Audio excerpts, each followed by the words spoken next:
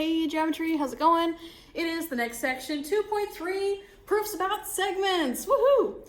So let's keep on rolling. Last week we talked about proofs and we were using just the basics, addition property of equality, subtraction property of equality to solve some equations as a proof. Now we're gonna start stepping into some real geometry proofs, all right? So I got a new learning target here for you. Write that down so you know what notes are today about. Learning target says that I can use properties of segments to show congruence.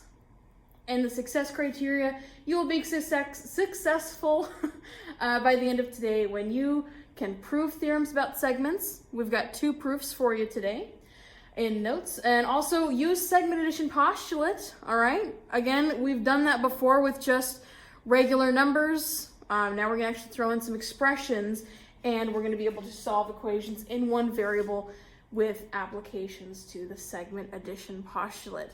I will not talk about that today in the video for notes, but if you go to the live meet after class, or after notes video here, I'll go over that, all right? So that'll be one of our questions that we go over for review. Pause if you need to.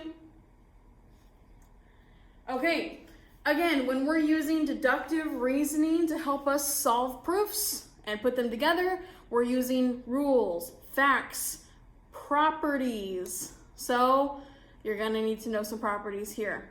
Reflexive property. This one's really easy. It just says that A is equal to A. It's kind of obvious. A is gonna be equal to itself. X is obviously equal to itself. 3 is equal to 3. Okay, yeah, reflexive property, that one's simple, okay? But get that down so you know exactly what I mean when we say reflexive property, okay? These are the basics and they're gonna get translated into reflexive property for segments, or reflexive property for angles, or reflexive property for polygons, all right? So again, these are just the basics. You need to know what these words mean. Symmetric, if A is equal to B, then B is equal to A. That's obvious. It doesn't really matter what side of the equation they're on, they're gonna be the same thing even if we switch it around. A good example of the symmetric property with line segments would be, well, what about if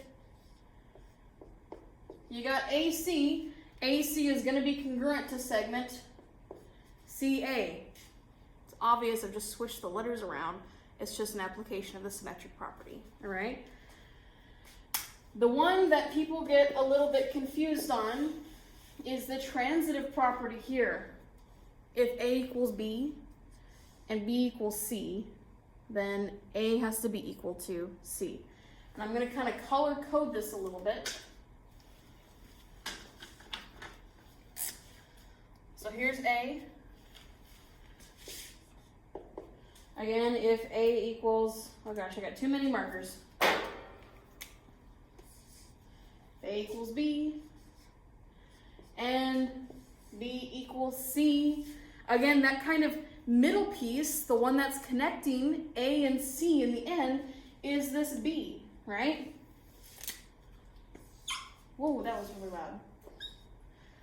Okay, so again, you could think about taking between these 2 equations, A equals B and B equals C, there's like a giant equal sign because obviously B is equal to B. That was the reflexive property up here. So if I have something that's equal to B and B is also equal to something else, that original something, A, I can just connect these 2 and say that A is equal to C, all right? So again, that's what the transitive property here says. We're gonna talk about that with angles. We'll talk about that with segments as well. If something is equal to something, and something is equal to something else, then that original something is equal to that something else, all right? Just connecting a giant equation together in the end to get A equals C. Okay, and then the last one, pretty obvious. If A equals B, then B could be substituted anywhere for A in an equation. We kind of saw that earlier. It's just substitution, something that you should be familiar with. I'm more concerned about these first 3, all right? I know you know how to substitute. The first 3 are new properties, all right? Here we go.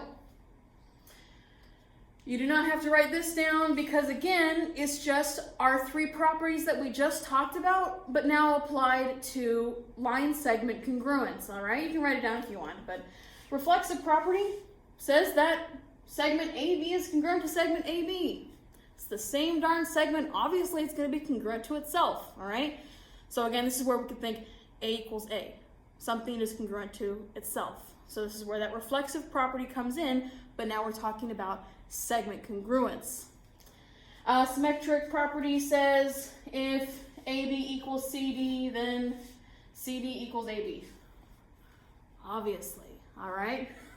Again, symmetric property, we can see that coming from what we just wrote down in our notes, but just applied to segment congruence statements, all right? Transitive property here says that if AB is congruent to CD, and if CD is congruent to EF, well then AB has to be congruent to EF. Again, the thing that is in common between these two original statements was segment CD. So if I connected all of those, obviously AB is congruent to CD, and since CD is congruent to EF, AB has to be congruent to EF, all right? Again, now we're just taking those three, applying it to segment congruent statements. Awesome. Here we go. You don't have to write this down, but I just want you to remember the definition of congruent segments means that they are equal in length, all right? Don't forget that. Congruent segments equal in length. We talked about that like day one, day two. Are you ready for some proofs? Here we go. I saw this, I thought this was pretty funny. Again, don't forget we have two columns. We're doing 2-column proofs, and we always start with statements and reasoning. For each statement that we make, we need to back it up and justify it with some reasoning, all right? When we're doing proofs in your notes, get down pictures, get down the actual proof statement, get down a 2-column proof, because it's not going to help you if you flip open your notes and you have a 2-column proof, but you don't know what you were trying to prove, you don't even have a picture of anything. Just get it all down so that you can look at it and put it all together later, okay, when you're trying to reference notes. Just get it all down, okay? So, first one, pause if you need to. We've got a 2-column proof, statement and reasoning. We have some information about what is given and what we want to prove, and we also have a little picture to help guide us, all right? Again, this is all stuff you may want to put in your notes so that we can go over it together here in just a second. Pause if you need to. AC is 24, AB is 12. Those are statements that are given to us. So automatically, I could put something that is given to us, right? That's how we always start our proofs. Line 1, I'm going to say step 1, segment AC is 24 and segment B or AB is 12. All right, that was given. Step 1, always just restate what you know. Let's start working with this because eventually we want to prove that AB equals BC, all right? That this segment is congruent to this segment. Well, we know something about the whole. We know that the entire thing is 24, all right? Again, I'm just kind of adding what was given to us in the picture so we can start piecing this together. I know that the whole thing is 24, and if I'm looking at this, well, AB plus BC, this segment plus this segment would have to be equal to the whole as well. I mean, that's something we know. Let's just write that down, okay? So, step 2, I'm going to say AB plus BC equals AC, all right? And again, my reasoning for that was I just used the segment addition postulate, all right? Again, the segment addition postulate says the part plus the part has to be equal to the whole, all right? So I'm going to say, I'm going to abbreviate this to be segment addition postulate. All right, I like to use abbreviations when we're doing these. So segment addition postulate. Third step, okay, in that equation that I just wrote, AB plus BC equals AC? I mean, I already have some information about what AC and AB is. Can I just substitute those values into that equation? Sure, why not? That seems like a good next step. So step 3, again, AB is 12. That was from step 2 and step 1. So AB is 12. And this was just done by substitution, okay? BC, we don't know anything about BC yet. So I'm just going to say BC. But I know that 12 plus BC has to be equal to, well, if AC is 24, I can just substitute that value in. All right? Again, I use that word substitution. That can be part of my reasoning.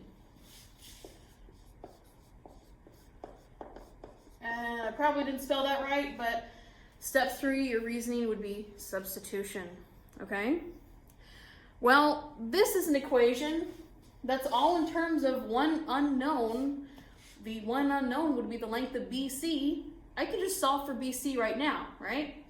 In order to solve for that variable, that length, I would have to subtract 12 from both sides. That is another step that I have to back up with some reasoning. So, step 4, if I subtract 12 from both sides, I'm going to say 12 plus BC minus 12 equals 24 minus 12. All right, what did I do? I minus 12 from both sides. That would be the subtraction property of equality.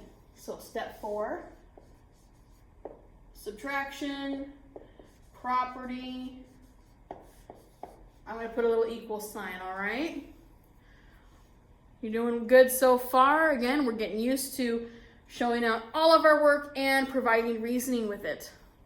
Okay, well, from this last step, 12 minus 12 is 0. It's fantastic. 24 minus 12, fantastic. It's also 12. So, step 5, I can now say that BC equals 12. Again, that was just done by simplifying.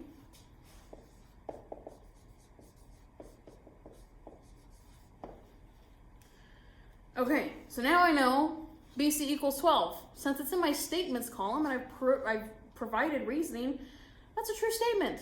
I know that. BC equals 12. Units, feet, meters, whatever it may be. All right, can I go back to my original statement? I wanted to prove that AB and BC were the same. Well, they're the same length, so they have to be congruent. Again, the definition of congruent segments are segments that have the same length, and BC equals 12 and AB is 12. Well, it's easy to say step 6. Now I know that segment, what did I say, AB? Segment AB must be congruent to. Again, now I use the little congruent sign because I'm talking about segments. I'm no longer talking about length of a segment, all right? So segment AB is congruent to segment BC. That was just by definition of congruent segments. And I'm going to say, I always abbreviate definition, DEFN, all right, just so you know. Definition of congruent segments, all right? And again, I just substituted the congruent sign in instead of writing the whole word congruent there. Pause if you need to. Fantastic. And I'm going to finish this guy off with a little square that I've colored in. We set out what we wanted to prove. Fantastic. Okay, I've got one more for you. Pause if you need to.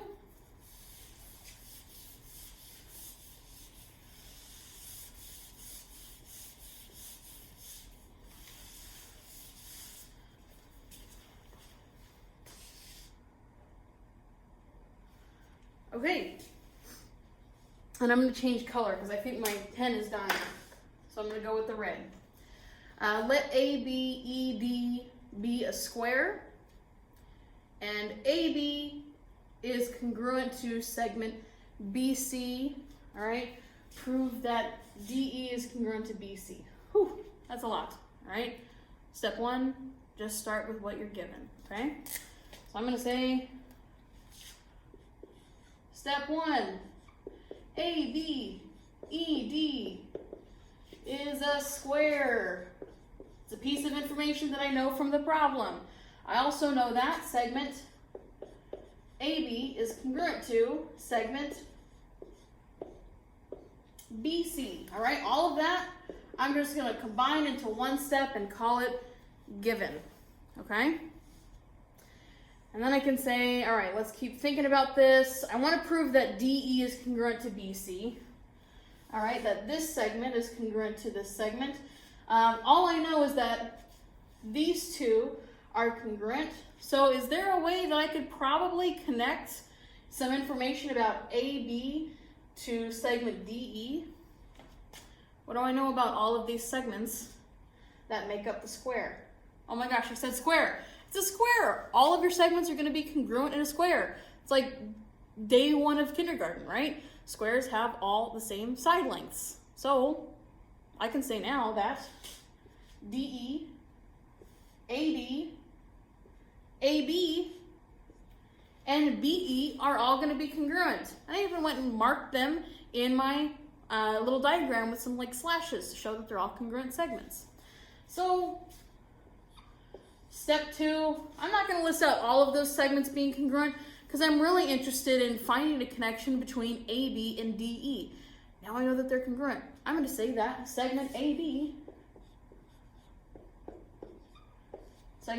is congruent to segment DE. Well, that looks like a little bit scary.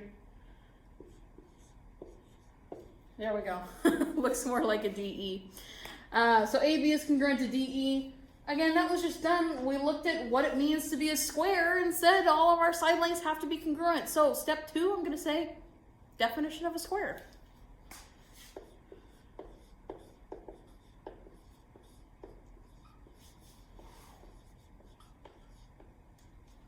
Okay. Step 3, let's look at what we've got already. So see where we can go with step 3. AB is congruent to BC. Again, that's something we know. Hey, AB is also congruent to DE. If I have something that's congruent to something, and that something else is congruent to something else, again, AB and AB here are kind of the linking blocks. So I can say that, well, by the transitive property, since BC is congruent to AB, and since AB is congruent to DE, by transitive property, I can now say that BC and DE are going to be congruent because they have that little middle connecting link of segment AB. They're both congruent to segment AB, so they have to be congruent to each other. So now I can say that BC and DE are congruent.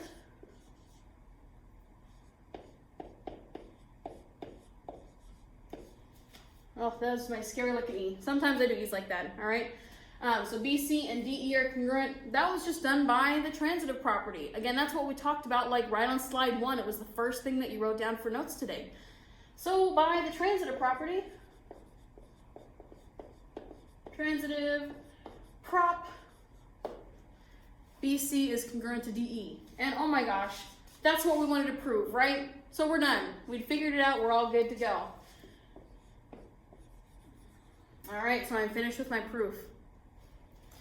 Something like this in the homework is going to be very similar to this, just FYI, all right? Okay. That was, where'd my eraser go? That was all I got for you today. So, you have finished notes. Come check them off with me. At Blackman 107, we're going to have our live meet. Again, we'll go over one of those questions together so you know exactly what's going on, okay? So, go to Blackman 107. If you were absent and you're watching these later, I am going to go over one of the questions that we went over, so stay around, okay? Stick around here. Okay, this is the one that I was going to go over in class. So if you were absent, you should be here, all right? Segment LM is 7x minus 17, and segment MN is 2x plus 53, all right? I love pictures, so I'm just going to draw this out. LM is 7x minus 17, and MN 2x plus 53. And my question is, what value of x will make LM congruent to MN? Okay, so I got these two segments. Again, what does it mean for these two to be congruent? They would be congruent if they were equal in length, all right?